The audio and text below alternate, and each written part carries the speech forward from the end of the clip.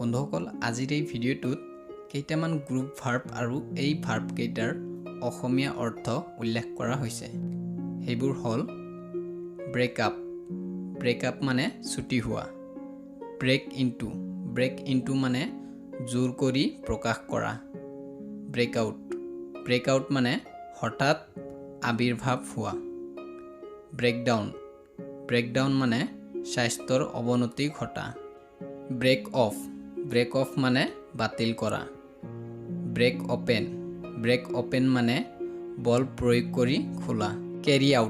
Out মানে মানি চলা, carry on মানে চলাই যোৱা, কেৰি অভাৰ মানে অইন ঠাইত লৈ যোৱা, কেৰি থ্ৰ মানে সম্পাদন কৰা, কেৰি এৱে মানে মুগ্ধ কৰা, কেৰি এবাউট মানে লগত লৈ, কিপ টু মানে পালন কৰা, কিপ আপ মানে সুৰক্ষা কৰা, কিপ এৱে মানে আঁতৰি থকা, কিপ অফ মানে দূৰত থকা, কিপ অন মানে চলাই যোৱা, কিপ বেক মানে গোপনীয়তা ৰক্ষা কৰা, মেক আউট মানে বুজি পোৱা, মেক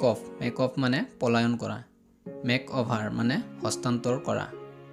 মেক ফৰ মানে অগ্ৰসৰ হোৱা, মেক আপ মানে ক্ষতিপূৰণ দিয়া, মেক এৱে মানে হত্যা কৰা। বন্ধুসকল যদি ভিডিঅ'টো ভাল লাগিছে লাইক কৰিব আৰু এনেধৰণৰ নতুন ভিডিঅ' পাবলৈ হ'লে চেনেলটো ছাবস্ক্ৰাইব কৰিব।